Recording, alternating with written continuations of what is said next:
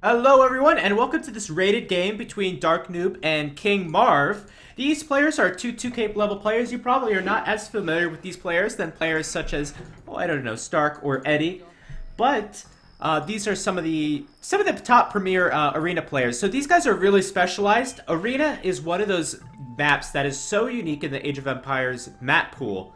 And so beloved by the Age of Empires players that it really has its own community. It has its own dedicated players.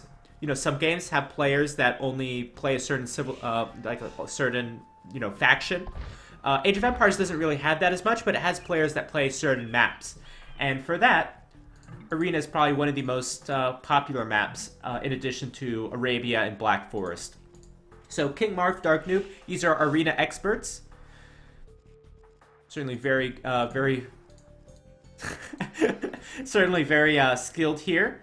And hopefully I can convey to you a little bit of what makes Arena special. And some of that is the drama, though. oh boy. But some of that is the map. So let's take a look at the Arena map. The Arena map, you start out with stone walls around your base. As such, King Marv is a little lucky. He's got some deer next to him. And same thing, Darknoob, stone walls around his map. What this means is that aggression is very favored from Castle Age on, as well. Arena is a smaller map. You've got a lot of trees on the side. It really condenses the map. All the relics are in the middle. All the extra resources are in the middle. So therefore, raiding is not a big part of Arena. Mind games are a big part of Arena, as you can hardly see what your opponent is doing. You can't see really their builds. You can't see what buildings they've made. So a lot of mind games involved in Arena. You kind of have to guess things. You have to take educated guesses a lot of the time. So that's a very unique aspect of the map. And also, it favors civilizations that have a brute force approach to their military. So civilizations like the Huns and Magyars, which are great at raiding, are not as good on this map. You can't really raid on this map. Brute force civilizations which have great siege, good monks, because monks don't have to go anywhere. It's a small map.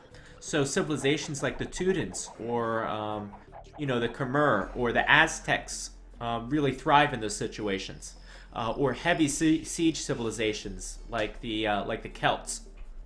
You know, those can be very beneficial. If you have a great late game unit, that could be a great civilization.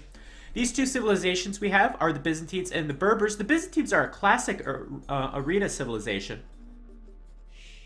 So the Byzantines, they have great monks. They have all the monk technologies, even have a little monk bonus there with their monks healing faster. They also have a quicker advanced Imperial Age, which can favor them for quick gunpowder or quick monk upgrades, so great monks. And they got some cheaper trash units, which could certainly be a very big benefit to them. So the Byzantines, classic arena civilizations, I would not be surprised at all to see a monk rush from them, and a fast Imperial. And Darknoob, playing as the Berbers. The Berbers, of course, get a very good unique unit in the Camel Archer. They have been nerfed a little bit. They take a few seconds longer to build, but they're still very strong. Cavalry should not be the biggest thing in play in this game. Their villagers move a little faster, which will be better for a tower rush if we do so see it. Towers can, of course, tower hop if there's a gate at the corner of the wall.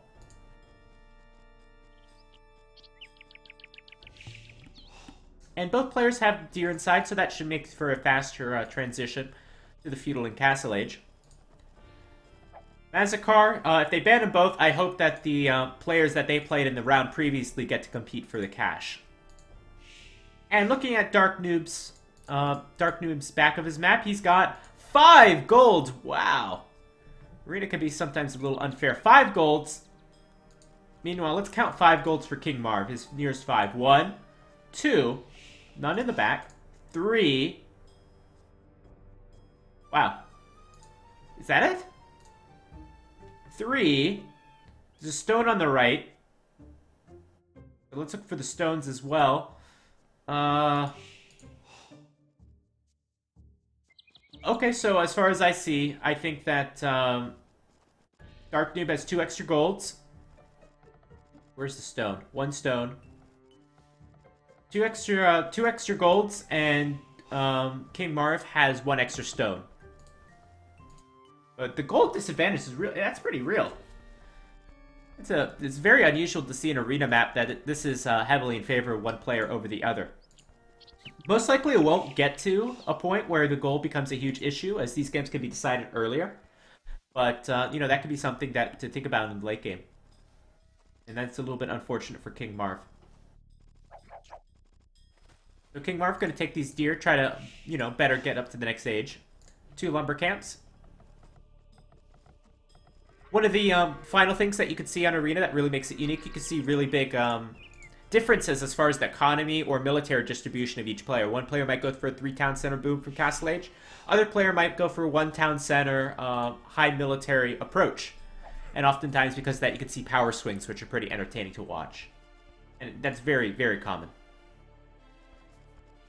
So 3 farms in the back for Darknoob. You might be wondering, why place them in the back? They're less efficient there. The tower rush has become more prominent recently, so Darknoob is going to place them away from his opponent, just in case. 2 on gold for Darknoob. No loom being researched from either of these players. Of course, it's not needed. It'll slow you down a little bit. If you research loom, you have to have 3 on gold.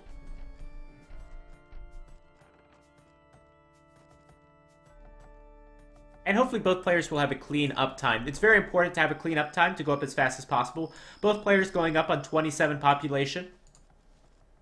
This would be a little early if you were playing on Arabia, but on Arena, you don't have to get loom. On Arena, they've had these extra deer in here. They've been able to use their scout exclusively for deer luring instead of scouting. So therefore, they can go up a little bit earlier. Neither of these civilizations really get an economy bonus, so they're both the same on that regards. The Berbers move a little bit faster, but it really doesn't translate to much of anything.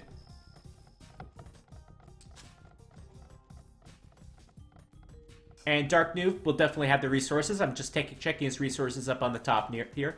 Interestingly, he's gone with the barracks. This has been the first military decision this game. That means he'll probably go down with the stable and blacksmith, open up with scouts, which will help to counter out monks, help to get map control, help to secure relics. Is a little bit of an investment, though. It's 175 wood more than, say, the market and blacksmith. Now, King Marfi's going to go with monks right away. Again, we predicted earlier on the game, the Byzantines, they love their monks. Darknoob knows this. He's playing as the Berbers. He gets a discount on cavalry once he gets into the Castle Age. So he's playing towards his civilization strength. King Marv is playing towards his civilization strength. And we'll see who comes out on top of this. Now, technically, scouts are supposed to counter monks. Once you get into the players that are as highly skilled as these players, especially on Arena, then monks start to look a little bit better. In fact, they look a little bit too strong on Arena. Although this is the one map where they really shine. So every now and then, you know, scouts can be converted by monks. Not really a hard counter, it's more of a soft counter. Eco upgrades coming in for each of the players.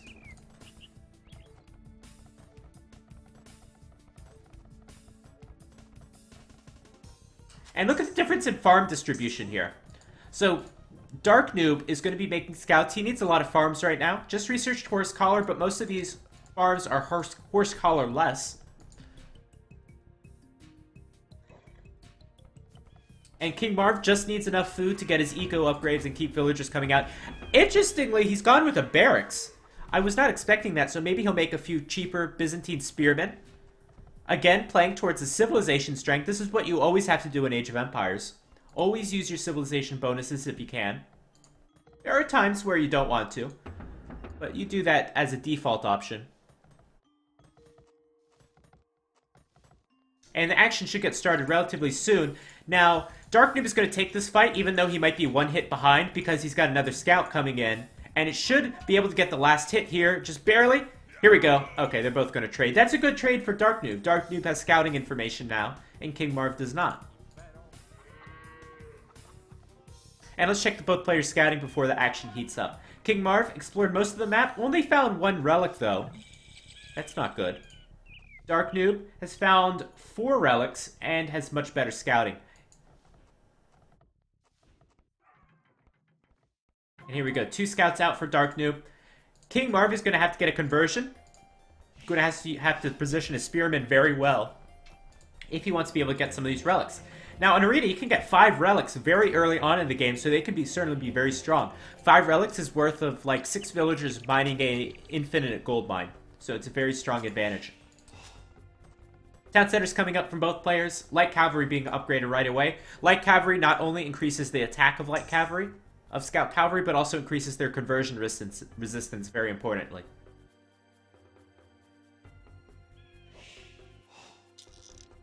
And there we go, Monastery coming up for King Marv.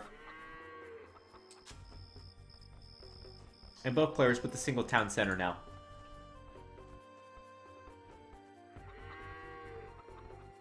So the most important thing in this game is control over the relics.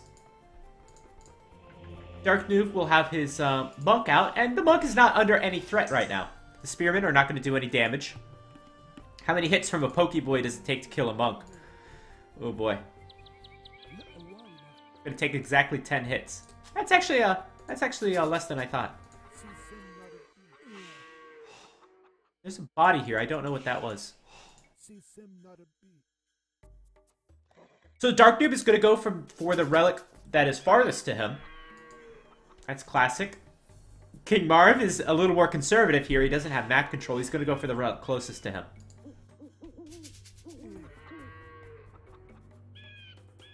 And now both players should be up to 3 town centers. Here we go. King Marv is a little bit behind in the boom game. Be behind by a villager or 2. Let's see if King Marv can get a second relic, though. That would be a big deal. Big difference between, you know, being down 1 to 4 relics versus being down 2 to 3. So this relic is safe. King Marv is going to make a play for this relic over here.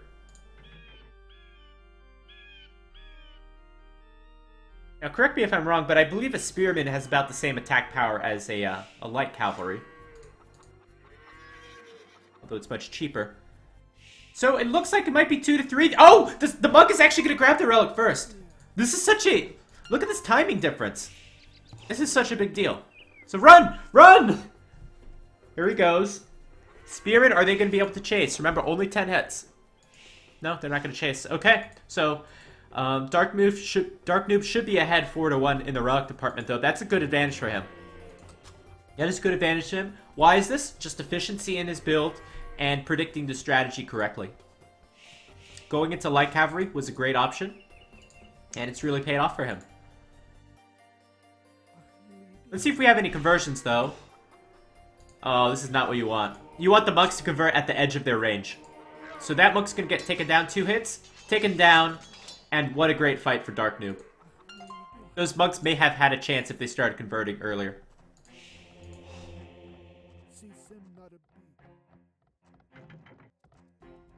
Both players going with Wheelbarrow. King Marv researching Loom only now. King Marv at a slight disadvantage this game due to that relic count, due to that map control. And if Darknoob wants right now, he could put forward a forward siege workshop, a forward monastery. That probably would not be the smartest decision, though, because he's playing as the Berbers. The Berbers don't have the best monks in the world. The Byzantines have better monks. Byzantines get a fast Imperial Age. Will probably be able to defend. So Darknoob is going to play this out to the late game. Let's think a little bit about the late game matchup. So the Berbers get strong cavalry and a strong unique unit. They get gunpowder. King Marv is able to have really cheap trash units and also gunpowder as well. So overall, I like the Byzantines a little bit better. Maybe we'll see what that Camel Archer can do. And I think that's the best bet for for Darknoob, and he should be mining stone right now. I don't see him mining stone. Oh, he's mining a little bit over here. So he's got 200 in the bank. We'll be able to have a castle by the time he clicks up to the Imperial Age. And gathering those relics now. Huge workshop for King Marv. This might be just in defense. He might be expecting something. Pressure or something, I'm not sure. And where are they going now? Archery range. Okay, so King Marv is most likely going to go into to Arbalest, which is a fairly decent decision. Arbalists are pretty strong in a lot of situations, whereas skirmishers are certainly not. Darknoob got the map controls. Doesn't even need to get Loom right now. Putting forward a forward siege workshop. King Marv, not surprisingly, advancing the Imperial Age first.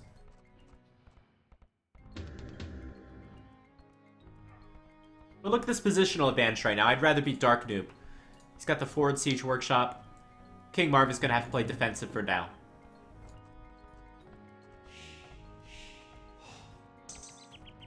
Here we go, fletching coming in, archers being created. Now, bear in mind, Darknoob cannot see anything that King Marv is doing. Maybe if he had his light cav right here, where his monks, he would be able to see. But right now, Darknoob is completely in the blind as far as what King Marv is doing. Darknoob, you're going to click up to the next age right now. And what would I do? Try to get that castle down as fast as possible. That's the best option. Of course, Camel Archer is not going to do as great against Arbalest, though. Camel Archer is probably the strongest overall unit for the Berbers. And I'm going to go to Darknoob, because it's important he sees these archery ranges. Maybe he would choose to go to Cavalier instead. And in my opinion, this is a little bit of a mistake from King Marv. I would just place these archery ranges just a little bit farther back. Maybe one here, in this area. That way you would not be able to give it away. A lot of Arena is kind of that surprise factor.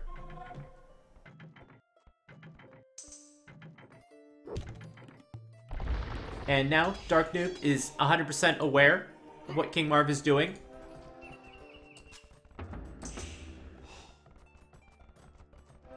And if I was Darknoob right now, I would probably transition to Cavalier. That's what I would do. In fact, he's getting scale barding armor right now in Bloodlines.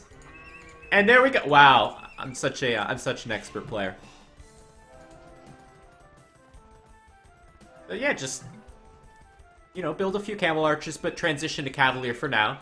Once you see the Halberdier, you can add your second and third castle. Gunpowder's going to be big. Mangonels are going to be big for now, as you can't build any gunpowder yet. It's going to take some time to research that upgrade. And this is the time, really, for King Marv to push out. This is good timing on him. Perhaps this castle can take down these 2 siege workshops. Perhaps the Mangonels can stop the castle, though. Arbalest is pretty tough to deal with. I assume Darknoob is not going to upgrade to Onager. This is a big decision for him. If he pops out with his Mangonels now, they'll be able to do the best they can right now. But Darknoob is instead going to upgrade to Onager. And remember, the Berbers, they don't get Siege Onager. So, you know, in an ideal world, I would probably prefer Bombard Cannon because of that. However, Onager will be researched right now. It's nice and quick. And this is a bad fight. Why would you take that? That makes no sense.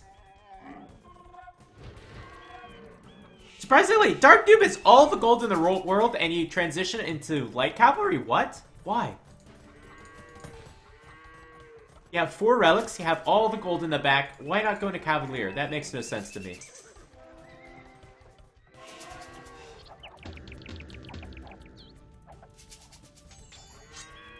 King Marv, he's going to diversify his army a little bit.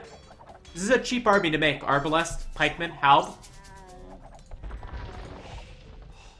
And King Marv has the momentum. He's going to want to take down this castle before the Camel Archers get massed. This is where that decision really comes in play. Arena is such a decision-making game. It's not so much about the micro.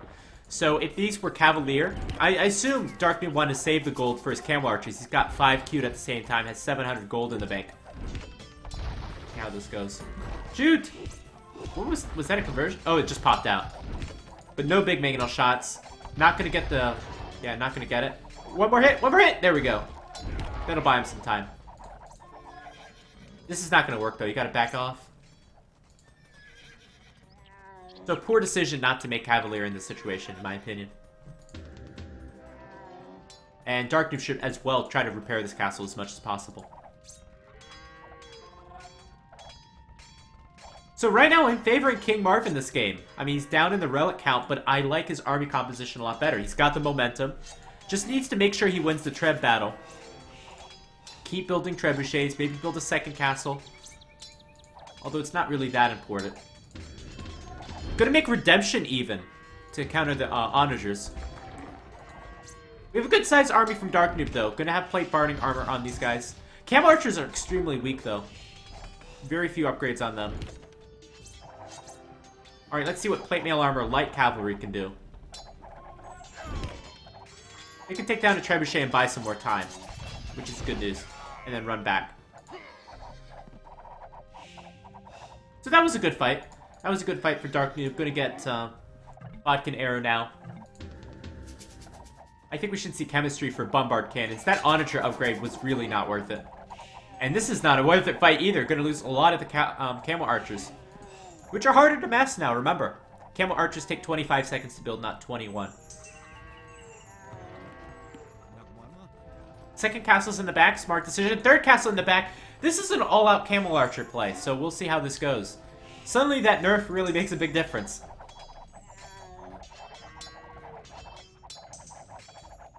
But if you're King Marv, you have the army composition. Just keep going with this. Keep building your economy. You're almost at 120 villagers. King Marv's feeling safe to take his second gold. He's got another gold in the back, too. And there you go. Just add some siege. Now's the time to push. Now, I don't... Where are the trebuchets from King Marv, really? That's what I'm missing. Inscription being researched. I'm really disappointed we don't see any more trebuchets. This castle should have been building trebuchets non-stop. While this castle still remains up. Halberdier upgrade done. That's a big one. Second castle going to be placed. Right now, King Marv is like kind of playing defensive. He's really, you know, going to solidify this position, but not going to push in. Chemistry finally being researched by Darknoob. It's one of the longest researching technologies in the game, so it'll take some time to research. Probably just wants it for the +1 attack for the camel archers. And these camel archers, they're getting more and more upgrades. They're getting stronger. They're being massed much more.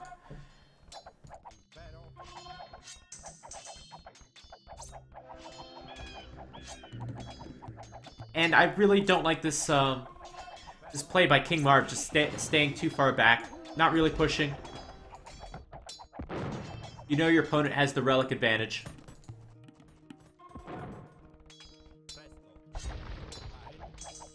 Camel Archer's gonna move in. He should lose a lot of Camel Archers, though. Or not. Or not, just gonna snipe off the bombard cannon. The Arbalests are too far back. Finally, Trebuchet is going to be made. This will be much more effective against the castle.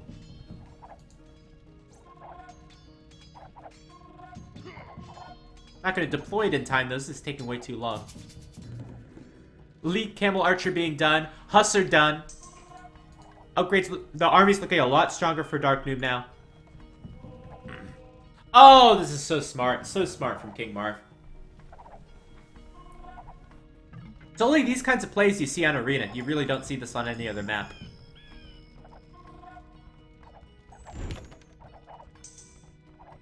So this castle will definitely go down. However, the last upgrades are coming in on these units. And this will be a stronger army. Unique unit paired with anything else is usually a stronger army than, you know, generic.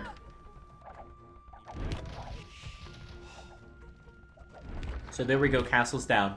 Down to 2 castles now.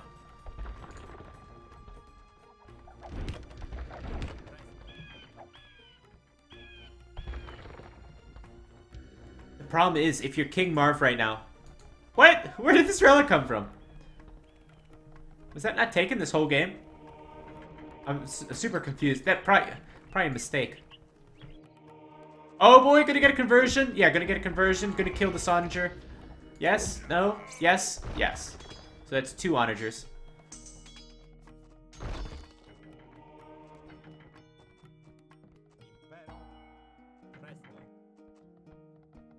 And here we go. Again, if you're King Marv, do you feel comfortable about your position? Normally you would, but there really aren't that many resources on the inside here. Darknoob hasn't even touched 3 of his golds. Hasn't even touched.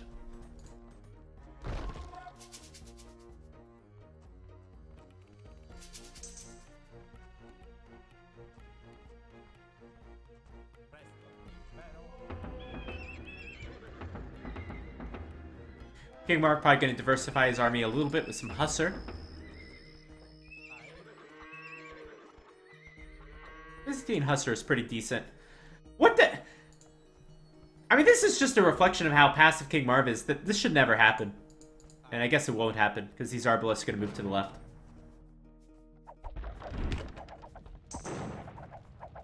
And this is a great play from King Marv. If you're King Marv, keep building the walls in random places. That way the Arbalests can stay nice and safe.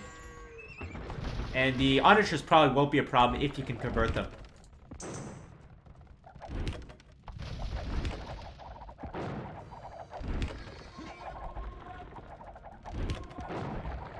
Alright, this is gonna be the big fight. Onager's gonna pop out. And what the hell is this? What the hell is this? What is going on? Okay, finally the walls are gonna be deleted. Hussar are gonna move around the top side. And it's gonna be too much. No conversions came on the onagers, so the arbalists have to move back. Trebuchets are going after the onagers. The halberdiers are kind of going to go die off towards the camel archers. And what the hell kind of fight was this?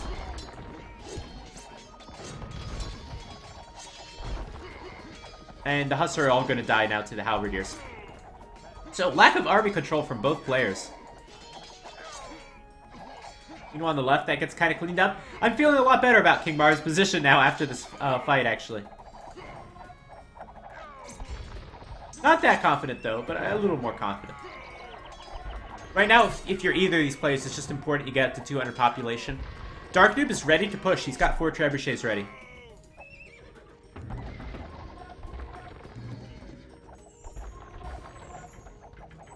And these herbalists are certainly doing a lot of damage here.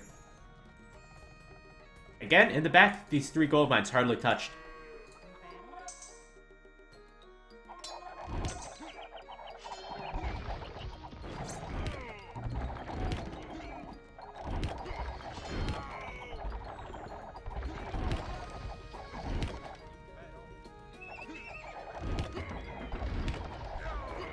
Alright, so this is going to be Darknoob's play. He's going to take down the first castle. The Camel Arch is very strong now. I would love to see more army from King Marv. There's just not a lot of army here. Down to 26 army. Almost double the army for Darknoob. A lot of the halberdiers are just going to run in. And die off. King Marv switching into Elite Skirmisher. King Marv has 2,000 stone in the bank right now. 2,000. It's quite a surplus.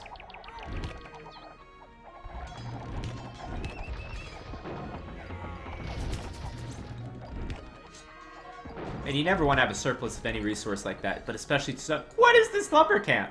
What is this lumber camp? I don't even know why I clicked over there, but I'm glad I did. No more monks in the mix. That's kind of disappointing. Because these onagers will get a huge shot. Darknoob. King Marv needs every little bit of army he can get. I'd like to see a little more Hussar from Darknoob, though. We have most of the camel archers.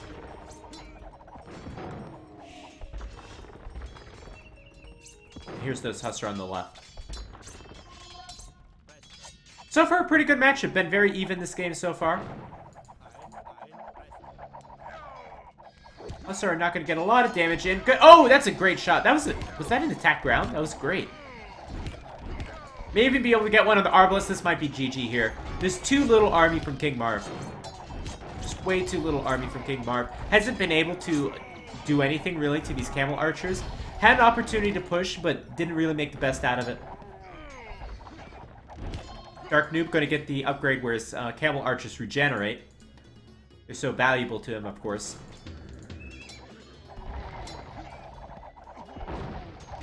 I don't really see them being able to push in here, but regardless, Darknoob is going to sacrifice a little bit to get the castle.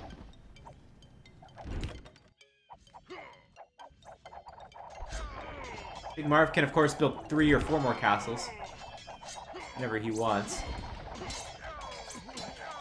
Has 2k gold in the bank. The problem for King Marv right now is military production buildings. If you're floating this much resources and you're this far behind in military, even though it looks like you have a lot of archer ranges, you really don't. As you can see, each one is queued up to the fully. And now King Marv maybe has realized this is adding more. He needs to add even more. Just needs to fill up this whole space with military production. Add castles to solidify his position. Has a few idols as well. But after this bank is gone, there's really no more resources coming in for King Marv.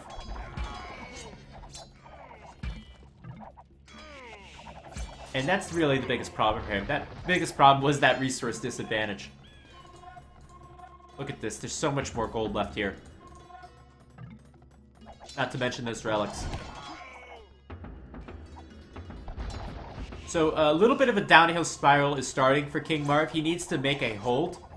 He needs to mass up his army. He's not able to mass up his army as all of them are being killed as they're being made. King Marv is losing more military production as he's building new ones. As you can see, he's deleting some space here to, you know, get some buildings up. Castle coming up now. Still 2,000 stone in the bank.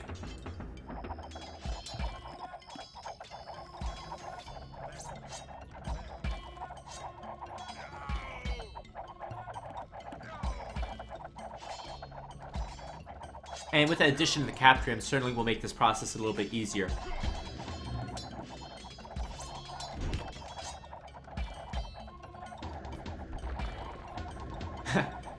When you're facing this much army, a bombard cannon doesn't really look too intimidating anymore.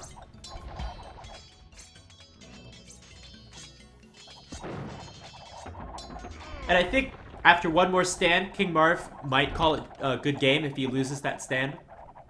Looks like he's trying to tech into Hussar. It's a little bit too late for that.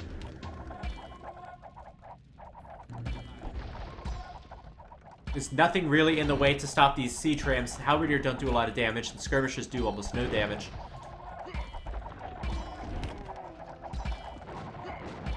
The Darknoob is definitely getting in if he wants. Cleaning up all these buildings, taking over map control. I'm gonna build some farms here as well.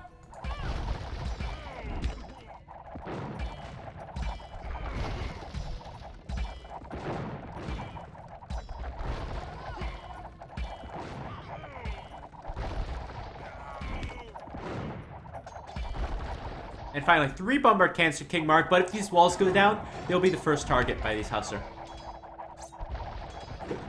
So, for the love of God, hold the wall up. Hold the wall. Down it goes. Here comes the Hussar. The Halberdier gonna greet them. But no, they're too fast. Bombard cannons are running. They're gonna get walled out. Oh no, this one survivor. He's injured, but he's running.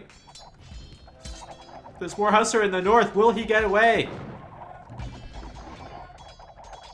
Oh no, here they come for him. I love these little stories. Alright, that's good game. King Marv is, he's not gonna recover from here. That's it. So big mistake by King Marv not pushing when he had the opportunity, in my opinion. Nice play from Darknoob in the early game, going with those scouts was certainly great. We even have a P-Tard coming out to help get through that wall.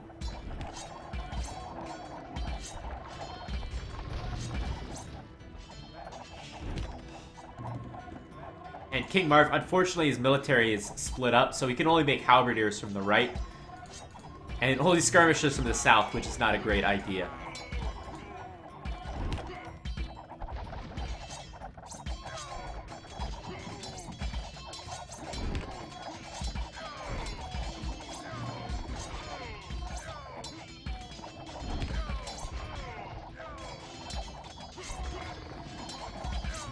So I'm guessing this is the last fight of the game. Camel archers are still in touch, that's the most important thing. Kind of making a dent in Darknoob's army, which is great. I think Darknoob should be able to replenish and rebuild.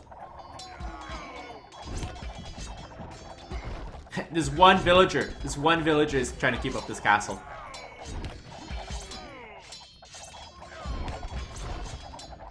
King Marv really making a dent. Here comes a few more rams. King Marv saying, I hate the spamming GG, and there's the GG right there. So great play from Darknoob. Able to hold early on, able to get the relics early on. Take this to the late game where he's got the stronger army composition with cheaper Hussar and the Camel Archer. So I hope you enjoyed this game. Please like, comment, and subscribe if you're on YouTube. And I'll see you soon.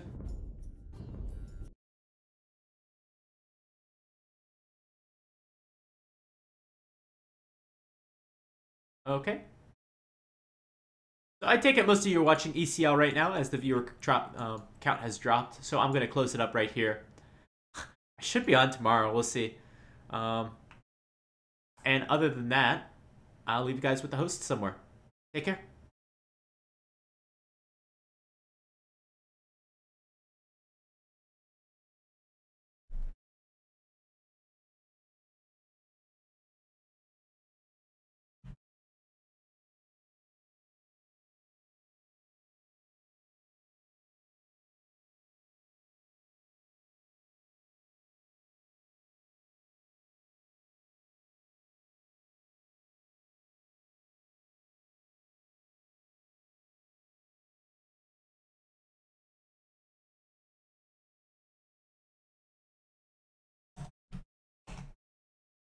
The other bases